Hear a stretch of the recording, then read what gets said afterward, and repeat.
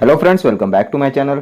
तो दोस्तों, आज के इस वीडियो में हम जो क्वेश्चंस देखने वाले हैं वो आपके आने वाली सभी फार्मासी ऑफिसर एग्जाम के लिए बहुत इंपॉर्टेंट होने वाले हैं। अगर आप किसी भी गवर्नमेंट फार्मासिस्ट एग्जाम की प्रिपरेशन कर रहे हो तो ये सभी क्वेश्चंस आपके लिए मोस्ट इंपॉर्टेंट होने वाले हैं। तो स्टार्ट करते हैं। Question number 1, isoniazid is a dash drug.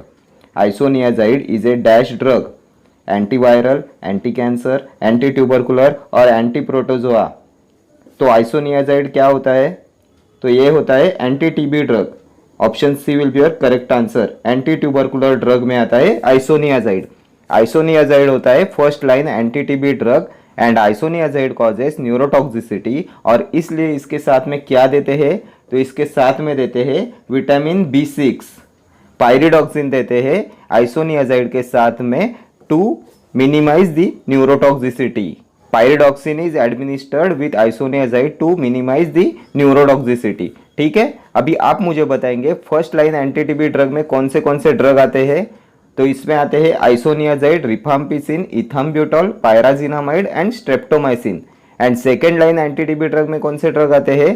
तो इनमें आते हैं aminoglycoside, capreomycin, macrolides, then ethionamide and cycloserine. ये होते हैं second line anti TB drug.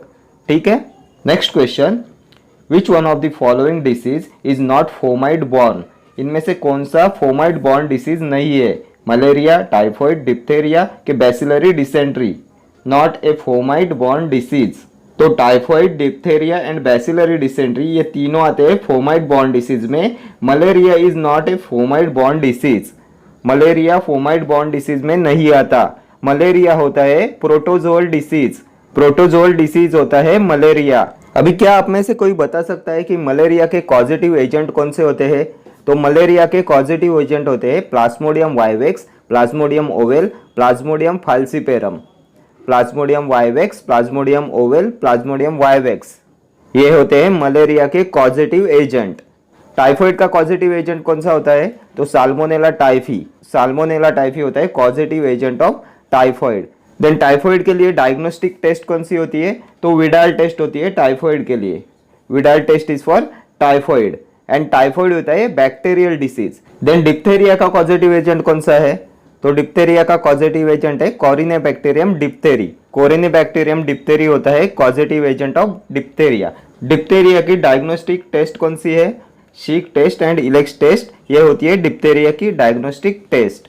ठीक है, डिप्थेरिया किस बॉडी पार्ट को मोस्ट कॉमनली अफेक्ट करता है? तो ये अफेक्ट करता है अपर रेस्पिरेटरी ट्रैक्ट को। Diphtheria affects most commonly upper respiratory tract. Then bacillary dysentery is caused by Shigella. Bacillary dysentery is caused by Shigella. ठीक है, next question, which one of the following is not a part of CNS। Which one of the following is not a part of CNS। इनमें से कौन सा CNS का part नहीं है? Not a part of CNS। Spinal cord, cerebrospinal fluid, somatic nerves और cerebrum. Not a part of CNS, central nervous system का part नहीं है। तो ये हो जाएगा somatic nerves. Option C will be your correct answer. Somatic nerves is not a part of CNS। बाकी spinal cord, cerebrospinal fluid and cerebrum ये तीनों CNS के पार्ट होते हैं। ठीक है, अभी आप मुझे बताएंगे विच is the largest part of brain. Which is the largest part of brain? तो इसका हो जाएगा cerebrum. Cerebrum is the largest part of brain. And cerebrum के फंक्शंस कौन से होते हैं? तो सेरिब्रम रिस्पॉन्सिबल होता है कॉन्शियस थॉट्स के लिए, मेमोरी स्टोरेज एंड प्रोसेसिंग के लिए and controlling the skeletal muscle and sensation के लिए। And which is the smallest part of brain? तो ये होता है सेरिबेलम। सेरिबेलम होता है smallest part of brain and ये रिस्पॉन्सिबल होता है वॉलंटरी मसल मूवमेंट्स के लिए। वॉलंटरी मसल मूवमेंट्स के लिए रिस्पॉन्सिबल होता है सेरिबेलम। देन ये सेरिब्रोस्पाइनल फ्लूइड का क्या फंक्शन होता है? सेरिब्रोस्पाइनल फ्लूइड का क्या फंक्शन होता है? तो ये शॉक एब्जॉर्बर होता है, ब्रेन एंड स्पाइनल कॉर्ड को प्रोटेक्ट करता है एंड नरिश करता है। CSF brain and spinal cord को प्रोटेक्ट एंड नरिश करता है एंड ये होता है शॉक एब्जॉर्बर। ठीक है, एंड नॉर्मल एडल्ट में CSF वॉल्यूम होता है 90 to 200 ml। 90 to 200 ml होता है CSF, सेरिब्रोस्पाइनल फ्लूइड। ठीक है, चले आगे। Next question, If adult dose is 60 mg and child weight is 14 kg, the child dose as per Clark's formula is। Adult dose है 60 mg and child का wait है 14 kg, तो क्लार्क फॉर्मूला से child का डोज क्या हो जाएगा? तो क्लार्क फॉर्मूला होता क्या है? तो child weight in kg divided by 70 into adult dose, ये होता है क्लार्क्स फॉर्मूला। तो हमें चाइल्ड वेट कितना दिया है? तो 14 kg divided by 70 into adult dose कितना दिया है? 60। And when you solve this, you will get 12 mg as your correct answer। 12 mg, option C will be your correct answer। और अगर आपको वेट दिया है, चाइल्ड वेट दिया है पाउंड्स में, तो आप उसे डिवाइड करेंगे 150 से और मल्टीप्लाई करेंगे एडल्ट डोज से। ठीक है, यहाँ पे आपको वेट दिया है केजी में, इसलिए हमने डिवाइड किया 70 से। अगर पाउंड में आपको वेट दिया है तो आपको 150 से डिवाइड करना है। ठीक है, अभी आप मुझे बताएंगे यंग्स फॉर्मूला। यंग्स फॉर्मूला क्या होता है? तो age in years divided by age in years plus 12 multiplied by adult dose, ये होता है Young's formula. Age in years divided by age plus 12 into adult dose. ठीक है, देन डीलिंग्स फॉर्मूला क्या होता है? डीलिंग्स, तो डीलिंग्स फॉर्मूला होता है age in years divided by 20 multiplied by adult dose. ठीक है, देन और एक फॉर्मूला आता है फ्राइड्स फॉर्मूला। फ्राइड्स फॉर्मूला क्या होता है? तो एज इन मंथ्स, मंथ्स के लिए होता है Fried's formula age in months divided by 150 multiplied by adult dose. ठीक है, next question, list of narcotic drugs and psychotropic substances are listed in dash. List of narcotic drugs and psychotropic substances are listed in schedule W, schedule X, schedule R और schedule U. तो narcotic drugs and psychotropic substances के लिए कौन सा schedule होता है? तो ये होता है schedule X. Schedule x is for narcotic drugs and psychotropic substances.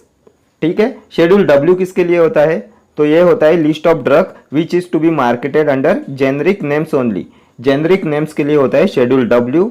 Schedule are होता है, तो शेड्यूल आर होता है मेडिकल कॉन्ट्रासेप्टिव्स के लिए। शेड्यूल यू, तो शेड्यूल यू होता है analytic records of drugs. Analytic records के लिए होता है शेड्यूल यू। मैकेनिकल कॉन्ट्रासेप्टिव्स के लिए होता है शेड्यूल आर। जेनरिक नेम्स के लिए होता है schedule W. Narcotic and psychotropic substances के लिए शेड्यूल एक्स। अभी आप मुझे बताएंगे शेड्यूल वाई किसके लिए होता है? तो शेड्यूल वाई होता है क्लिनिकल ट्रायल्स के लिए। क्लिनिकल ट्रायल्स के लिए होता है शेड्यूल वाई। शेड्यूल वी, तो वी होता है पेटेंट एंड प्रोप्राइटरी मेडिसिन के लिए। Then schedule O, schedule O होता है डिसइंफेक्टेंट फ्लूइड के लिए। Then schedule M GMP requirement के लिए। देन शेड्यूल एस, तो शेड्यूल एस होता है कॉस्मेटिक्स के लिए। शेड्यूल पी होता है life period of drug. Schedule P1 होता है pack size of drug. Then schedule H होता है प्रिस्क्रिप्शन ड्रग के लिए। ठीक है, next question, dash is basic unit of contraction in skeletal and cardiac muscles. Dash is basic unit of contraction in skeletal and cardiac muscles. तो skeletal and cardiac muscle के contraction का basic unit क्या है? Myofibrils, actin and myosin, tendons और sarcomere. तो कौन सा होता है basic unit of contraction in skeletal and cardiac muscle? तो ये होता है sarcomere. Option D will be your correct answer. तो अभी इस टॉपिक पे जो जो क्वेश्चंस बनते हैं वो मैं जल्दी से आपको बताता हूँ। The region between two Z lines called, the region between two Z lines called, तो इसे कहते हैं sarcomere. Then the functional unit of contractile system, तो ये भी होता है sarcomere. The functional unit of contractile system sarcomere. The structural protein of muscles होता है actin and myosin. The structural protein of muscle होते हैं actin and myosin. Then muscles are connected to the bones bye, muscles are connected to the bones by, तो tendons, इसका हो जाएगा tendons. And bones are connected to bones by ligament, bones are connected to bones by ligament and muscles are connected to the bones by tendons। ठीक है, चले आगे। Next question, antacids are dash. Antacids are dash, strong acid, strong base, weak base और weak acid. Antacids क्या होते हैं? तो antacids होते हैं weak base. Option C, antacids होते हैं वीक बेस। अभी सिस्टेमिक एंटासिड्स कौन से होते हैं? सिस्टेमिक एंटासिड्स, तो सिस्टेमिक एंटासिड्स में आते हैं आपका sodium bicarbonate and sodium citrate. Sodium bicarbonate and sodium citrate होते हैं systemic antacid. And non systemic antacids कौन से होते हैं? नॉन सिस्टेमिक एंटासिड्स में आते हैं calcium carbonate, magnesium trisilicate, aluminium hydroxide, ये सब होते हैं नॉन सिस्टेमिक में। एंड सिस्टेमिक में आते हैं sodium bicarbonate and sodium citrate. And which agent is used both as an antacid and laxative? तो ये होता है मैग्नीशियम हाइड्रोक्साइड। मैग्नीशियम हाइड्रोक्साइड होता है antacid and laxative. MgOH twice, इसे क्या बोलते हैं? तो इसे बोलते हैं milk of magnesia. Milk of magnesia होता है magnesium hydroxide used as an antacid and laxative. ठीक है, next question. Adipose tissue is an example of dash tissue. Adipose tissue is an example of dash tissue. Connective, muscle, epithelial और nervous। तो adipose tissue किस tissue में आता है? Connective, muscle, epithelial के nervous. तो एडिपोज टिश्यू होता है ऑप्शन ए, कनेक्टिव टिश्यू होता है एडिपोज टिश्यू। कनेक्टिव टिश्यू कौन से होते हैं? तो इसमें आता है adipose tissue, then blood, bone, then आएगा आपका लिम्फ, कार्टिलेज, ये सभी होते हैं connective tissue. Adipose tissue, blood, bone, lymph and cartilage. Then muscular tissue कौन से होते हैं? मस्कुलर टिश्यू तो skeletal muscle and cardiac muscle, ये होते हैं muscular tissue. Then epithelial tissue तो lungs, heart, blood vessel, skins, glands, ये होते हैं इपिथेलियल में। एंड नर्वस में आते हैं न्यूरॉन्स। ठीक है, ये चारों टाइप्स ऑफ टिश्यू है, connective, muscular, epithelial and nervous. अभी आप मुझे बताएंगे the major protein of connective tissue. Connective tissue का मेजर प्रोटीन कौन सा होता है? तो ये हो जाएगा collagen. Collagen is the major protein of connective tissue. ठीक है, next question. Presence of clove stalks and fruits in clove is an example of which type of drug adulteration? Presence of clow stalks and fruits in clow is an example of which type of drug adulteration? Admixture, sophistication, superficially similar, inferior drugs और deterioration। तो drug adulteration के कौन से type में आता है? Presence of clove stalks and fruit in clove, तो ये होता है admixture type of drug adulteration. Admixture type में आता है presence of clove stalk and fruits in clove. Clove की फैमिली कौन सी होती है? क्लो की फैमिली होती है Myrtaceae. Then biological source of clove तो यूजेनिया कैरियोफाइलस। कौन सा पार्ट यूज करते हैं क्लो का? तो ड्राइड फ्लावर बर्ड यूज करते हैं क्लो का। देन क्लो के यूजेस क्या है? तो flavouring agent, carminative, antiseptic, dental analgesic, ये सभी होते हैं क्लो के use. Then major chemical constituent of clove is, तो ये होता है eugenol. Major chemical constituent of clove is eugenol. Clove में यूजेनॉल प्रेजेंट होता है, 70 to 90% यूजेनॉल प्रेजेंट होता है क्लो में। ठीक है, next question. Hormone produced by pancreas is, hormone produced by pancreas is insulin, prolactin, bile, oestrogen. तो कौन सा हार्मोन पैनक्रियाज प्रोड्यूस करते हैं? इंसुलिन, प्रोलैक्टिन, बाइल के एस्ट्रोजन। तो पैनक्रियाज प्रोड्यूस करते हैं इंसुलिन। पैनक्रियाज के बीटा सेल्स से प्रोड्यूस होता है इंसुलिन। अल्फा सेल्स से प्रोड्यूस होता है ग्लूकागॉन। ग्लूकागॉन प्रोड्यूस होता है अल्फा सेल्स से। एंड डेल्टा सेल्स से कौन सा हार्मोन प्रोड्यूस होता है? डेल्टा सेल से तो सोमैटोस्टैटिन। सोमैटोस्टैटिन प्रोड्यूस होता है डेल्टा सेल से, अल्फा सेल से ग्लूकागॉन एंड बीटा सेल से इंसुलिन। ठीक है, देन प्रोलैक्टिन कहां से सीक्रेट होता है? तो prolactin is secreted by anterior pituitary gland. Anterior pituitary से सीक्रेट होता है prolactin. Then bile juice is secreted by, तो bile juice is secreted by liver and bile juice is stored in gall bladder.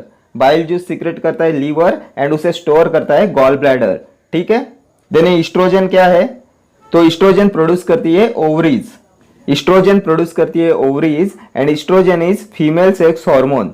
Which is the female sex hormone? तो oestrogen is female sex hormone. And अभी आप मुझे बताएंगे the hormone involve in the secretion and regulation of milk. तो कौन सा hormone milk के secretion and regulation में इन्वॉल्व होता है? तो ये हो जाएगा prolactin. Prolactin is the hormone involve in the secretion and regulation of milk. ठीक है, next question. Quinidine is used to treat, quinidine is used to treat atrial fibrillation, angina, congestive heart failure और hypertension. तो quinidine किसके treatment में use करते हैं? तो ये आर्ट्रियल फिब्रिलेशन में यूज करते हैं। Option A will be your correct answer. Quinidine is used to treat atrial fibrillation. Quinidine क्या होता है? तो क्विनिडिन होता है class 1A anti arrhythmic drug. Anti arrhythmic drug के क्लास 1A में आता है क्विनिडिन। ये होते हैं sodium channel blocker. Class 1A में आते हैं सोडियम चैनल ब्लॉकर्स। इसमें आता है क्विनिडिन, देन प्रोकेनामाइड, डिसोपिरामिड, ये तीनों आते हैं क्लास 1A में। देन 1B में कौन से एंटी एरिथमिक ड्रग आते हैं? तो लिडोकेन, फिनिटॉइन, मैक्सिलेटिन, टोकेनामाइड, ये आते हैं 1B में। एंड 1C में आते हैं फ्लेकेनाइड, प्रोपाफेनॉन एंड मोराइजिन, ये तीनों आते हैं 1C में। ये सभी होते हैं sodium channel blockers. Then class 2 में आते हैं बीटा ब्लॉकर्स। क्लास 2 में आते हैं बीटा ब्लॉकर्स। इसमें आते हैं प्रोप्रानोलॉल, इस्मोलॉल एंड मेटोप्रोलॉल, ये आते हैं क्लास 2 में बीटा ब्लॉकर्स होते हैं।